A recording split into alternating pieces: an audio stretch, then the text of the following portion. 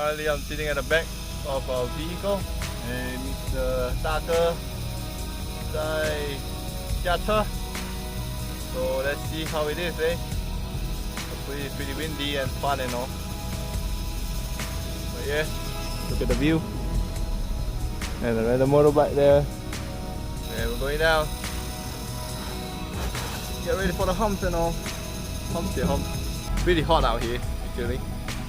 Pretty hot out here. Sunny. Okay. So we're going. Anyway, let's see. Going up. Okay. Pretty chill. Sitting at the back until it starts hitting the humps. Yep. Once in a lifetime, I guess. And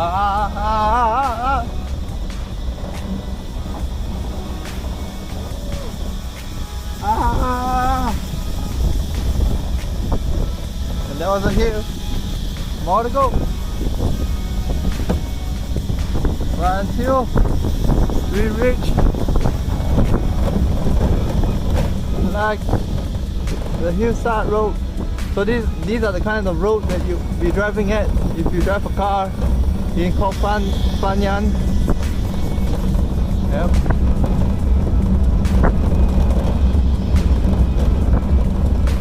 But I'm shaking, so that's how bumpy it is. Yep. Look at that.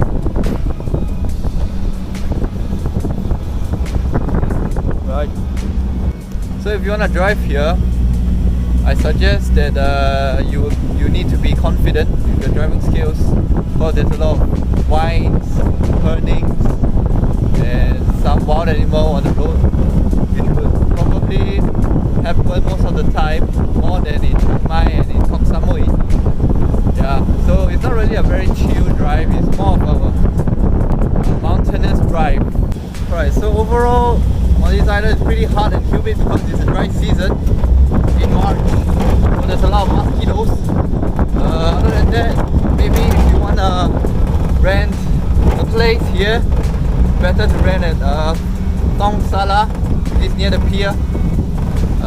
Then you can do some runs if you want, but it's pretty hilly. You have to find a lot of hills and all. Yeah, but I think if you're coming in a bigger group and if you have a child or something, maybe it's better to rent a car. It's not bad. For diesel, it's 300 baht for 100 km, I think. Anyway, enjoy the nature. And there's a lot more blues here and greens than Koh Samui. Yeah, and probably Chiang Mai as well.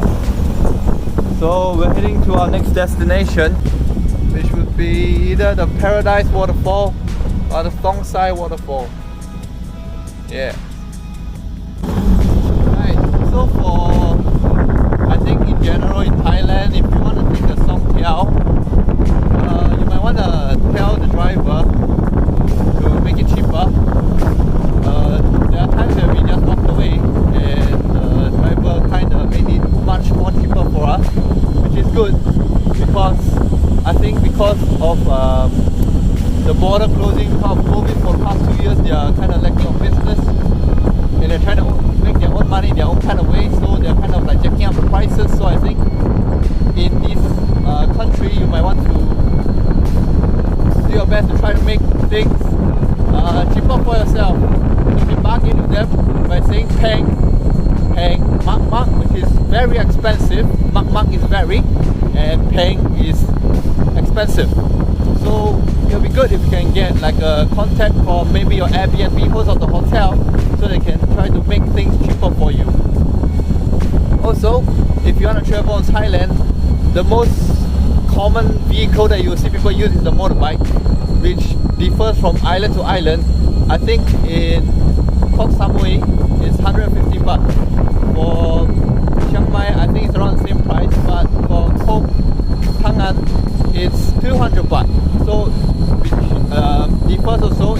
150cc or 200cc. So it depends on you. But I would say that would be the cheapest option. But other than that, you need to consider the topping out of the fuel and make sure that you take picture of the vehicles before you use them. Make sure that you're not being scammed. And if you want to be very sure, use Google and see what are the reviews for the rental place first. Yeah, that'll be the best. And for vehicles, it could go up to 1,000 baht. For this island, 1,200 baht per day. And it's not very cheap, but I guess if you're going in a group, it's not bad of a price. And for Songkhla, when we were traveling from the main pier, the main pier to our stay, which is Hat Yat, which is quite far away, which cost us around, they started the price at like 500 baht, so we had to tell them expensive, and we had to try different ways, 400 baht, and then they were finally allowing us to travel on a Songkhla. So yeah, remember to bargain the prices, know your stuff, and use Google review if you can. One more thing to add, if you're renting a car, try to get 4x4, which they will most probably put in the description, which would mean 4 powered, so the system will provide power for all 4 wheels, which will be very useful if you're going up slopes and hills. So those kind of vehicles are the best. But if you want to go like maybe for the city kind of feel, maybe a 2x4 would do. That means the system will only provide power to either the front wheel or the rear wheels, which should be enough. Yeah, if you're not going up slope and hills, that's all you need, right? One fun fact about this island, from what we have observed, is that there are more foreigners than like locals in this area. In this corner, yeah. So there are more foreigners. I think maybe it's due to being the island being more chill than maybe Koh Samui, in a way that more nature-ish. But it could also be the reason that there's like a full moon party at the beach, which I don't think we'll have a chance to go to. There was one guy that I talked to during the Ang Thong National Park tour. He said this island is much more fun than Koh Samui.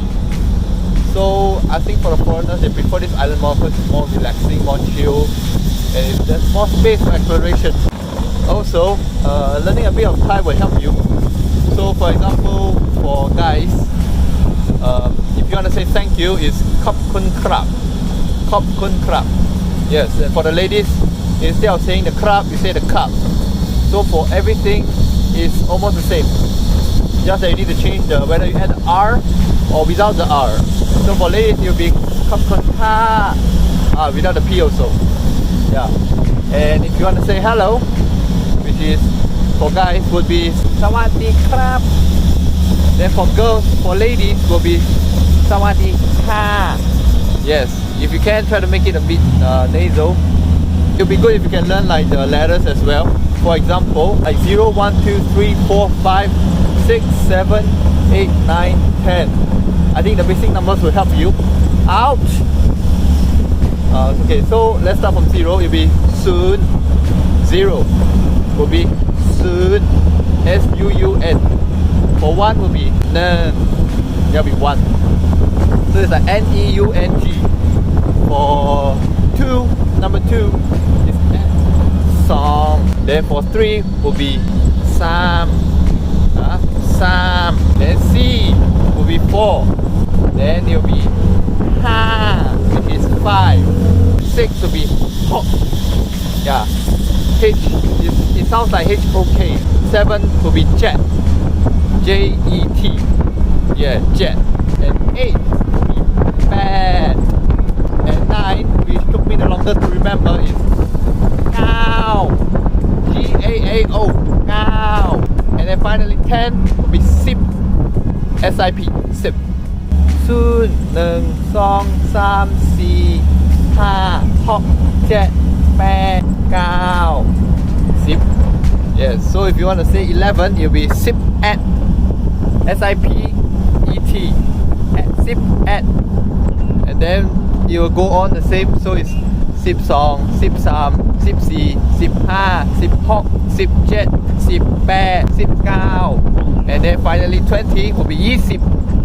Yes, 20. So that's the only change. And then it'll be 21 22 23 then all the way until 29, which will be 29, and then 30 will be 30. Yeah, so you start going all the same. So 31, then 39 will be 39, and then 4 will be C, so it's C10, which is 40. Yeah, so you carry on. 50 will be 50, and then 60 will be 60, 7 will be 70, so 71 will be 70, 80 will be 80, and then 90 will be 90, and then 100 will be 100, R-O-Y, 100 is 100. The numbers will just keep continuing. So let's say 101 would be 101. For example, 250 baht would be 250 baht. Yes, so they tell you 250 baht. Yeah, so that's how they usually say the numbers. So they don't usually say 250, which is pretty long.